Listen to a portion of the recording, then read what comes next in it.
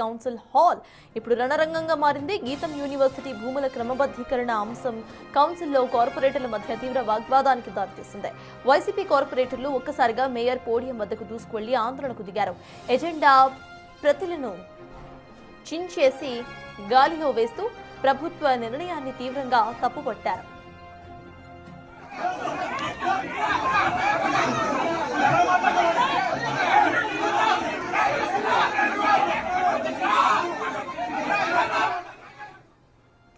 అధికార పార్టీ నేతలకు వేల కోట్ల విలువ చేసే ప్రభుత్వ ఆస్తులను ధారాదత్తం చేస్తున్నారని, ఇది అన్యాయమని వైసీపీ సభ్యులు నినదిస్తున్నారు. అయితే మేయర్ ఎంత నచ్చజెప్పినా కూడా వినకుండా పోడియం వద్దే బైఠాయించి నిరసన తెలుపుతున్నారు వాళ్ళు. మరోవైపు కూటమి కార్పొరేటర్లు దీన్ని అడ్డుకునే ప్రయత్నం చేయడంతో ఇరు వర్గాల మధ్య కూడా తోపులాటైతే చోటు చేసుకున్నట్లు సమాచారం. బయట వామపక్షాల నిరసన, లోపల వైసీపీ కార్పొరేటర్ల ఆందోళనతో విశాఖ మున్సిపల్ కార్యాలయం వద్ద హైటెన్షన్ వాతావరణం కొనసాగుతోంది.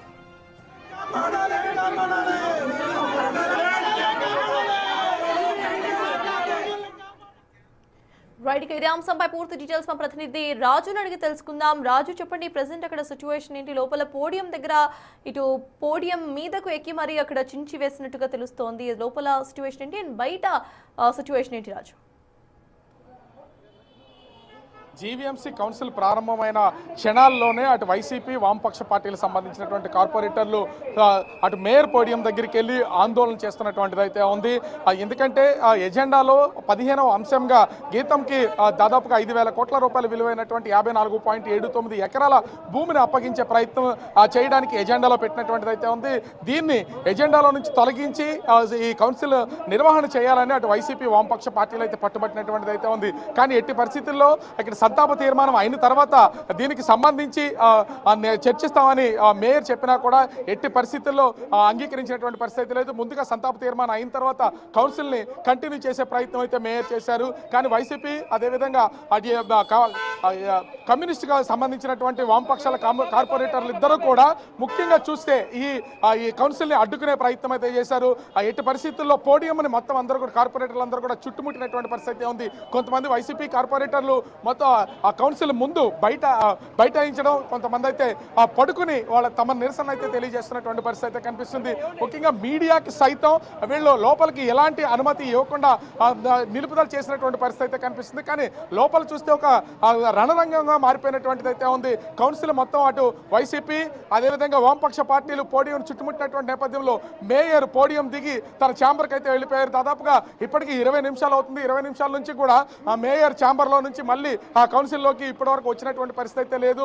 ఇది సముదాయించిన తర్వాత, అంటే మొత్తం అంతా ఒక మాట మీదకి వచ్చిన తర్వాతే మేయర్ కౌన్సిల్లోకి వస్తానని చెప్పినటువంటి పరిస్థితి అయితే కనిపిస్తుంది. ఈ నేపథ్యంలోనే లోపల గందరగోళ వాతావరణం అయితే కొనసాగుతున్నటువంటి పరిస్థితి అయితే కనిపిస్తుంది.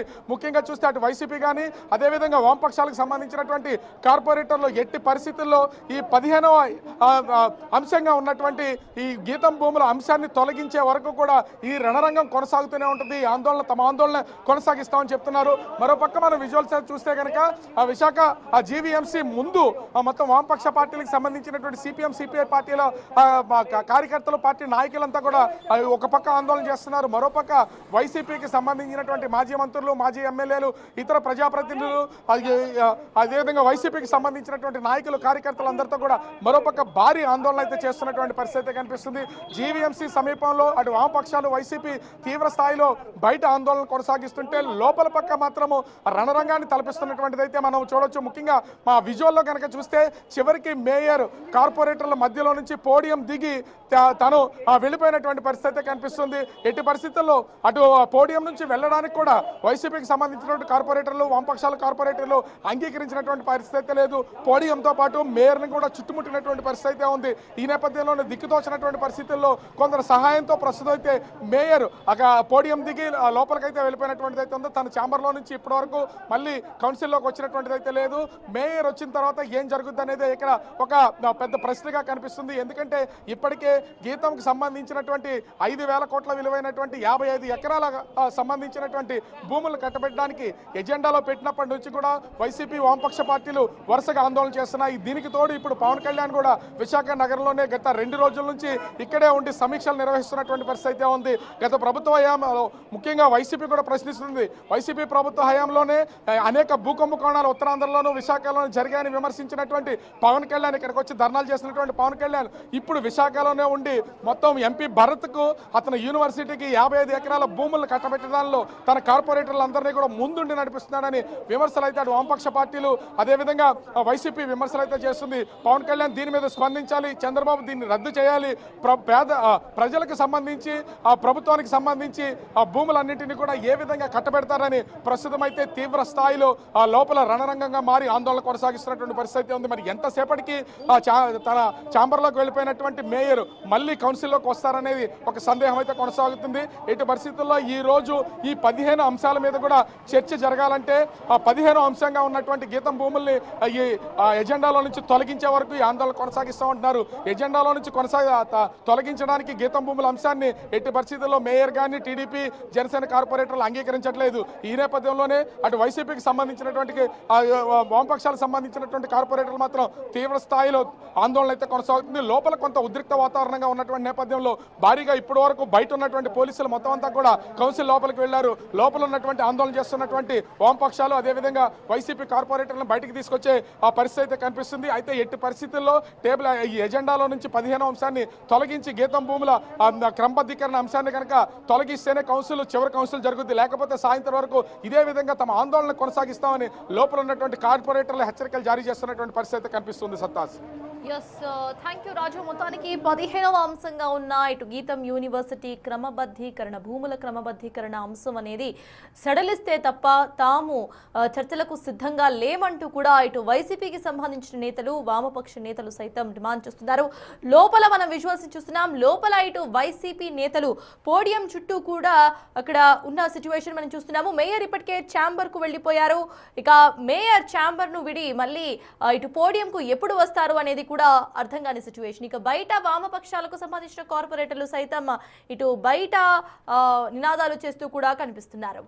మొత్తానికి ఇటు విశాఖ జీవీఎంసీ కౌన్సిల్ హాల్ ఇప్పుడు రణరంగంగా మారిందని చెప్పుకోవచ్చు.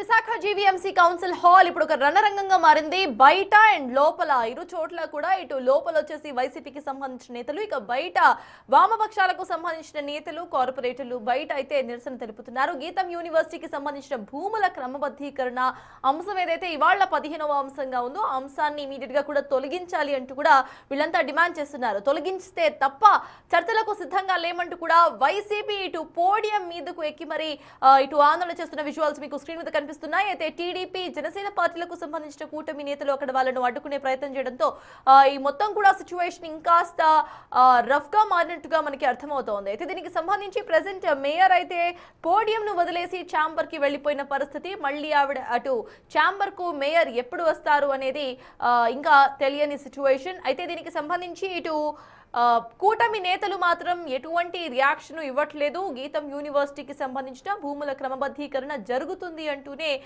వాళ్ళు మాట్లాడుతూ చెప్తున్న ప్రయత్నం అయితే చేస్తున్నారు. కానీ వైసీపీకి సంబంధించిన నేతలు ఇక బయట ఉన్న వామపక్ష కార్పొరేటర్లు వీళ్ళందరూ కూడా ఇటు 15వ అంశంగా ఉన్న ఈ అంశాన్ని ఇమీడియట్ గా తొలగించాలి. గీతం యూనివర్సిటీ భూముల క్రమబద్ధీకరణ అనేది జరగకూడదు, ఇది అక్రమం అంటూ కూడా వాళ్ళు ఆవేదన వ్యక్తం చేస్తున్నారు. ఇక వైసీపీకి సంబంధించిన నేతలు కావాలనే సీఎం చంద్రబాబుకు సంబంధించిన కుటుంబీకులకు గవర్నమెంట్ ల్యాండ్ ను ఇస్తున్నారు అంటూ కూడా ఇది రాజ్యాంగంగా అండ్ పొలిటికల్లీ కూడా ఇది కరెక్ట్ కాదు అంటూ కూడా వాళ్ళు వ్యాఖ్యానిస్తున్నారు.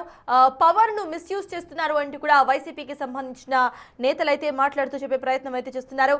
మనం మార్నింగ్ చూసాము గుడివాడ అమర్నాథ్ సైతం బయట మొత్తంగా కూడా ఒక ధర్నా లాగా చేపట్టారు. లోపల ఖచ్చితంగా కూడా 15వ అంశంగా ఉన్న ఈ గీతం యూనివర్సిటీ భూముల క్రమబద్ధీకరణ అంశం తొలగిస్తే తప్ప ఇవాళ చర్చకు తాము సిద్ధంగా లేము అంటూ కూడా మార్నింగ్ ఇటు గుడివాడ అమర్నాథ్ అయితే తెలియజేసే ప్రయత్నం చేశారు. అనంతరం కూడా లోపల పోడియానికి సంబంధించిన విజువల్స్ మనం చూస్తున్నాము. విశాఖలో జరుగుతున్న జీవీఎంసీ మీటింగ్ ఇవాళ రణరంగంగా మారింది. గీతం యూనివర్సిటీ భూముల క్రమబద్ధీకరణ అంశం కౌన్సిల్లో ఇటు కార్పొరేటర్ల మధ్య తీవ్ర వాగ్వాదానికి దారితీసింది. వైసీపీ కార్పొరేటర్లు ఒక్కసారిగా మేయర్ పోడియం వద్దకు దూసుకువెళ్లి ఆందోళనకు దిగారు. ఎజెండా ప్రతిలను చించేసి గాల్లో వేస్తూ ప్రభుత్వ నిర్ణయాన్ని తీవ్రంగా తప్పుపడుతున్నారు వైసీపీకి సంబంధించిన కార్పొరేటర్స్. ఇక బయట సైతం వామపక్ష కార్పొరేటర్లు ఆందోళన నిరసనలు వ్యక్తం చేస్తున్నారు. అధికార పార్టీ నేతలకు వేల కోట్ల విలువ చేసే ప్రభుత్వ ఆస్తులను దారాదత్తం చేస్తున్నారని, ఇది అన్యాయమని వైసీపీ సభ్యులు నిలదీస్తున్నారు. ఇక మేయర్ ఎంత నచ్చి చెప్పినా కూడా వినకుండా పోడియం వద్దే బైఠాయించి నిరసన తెలుపుతున్నారు వైసీపీకి సంబంధించిన కార్పొరేటర్స్.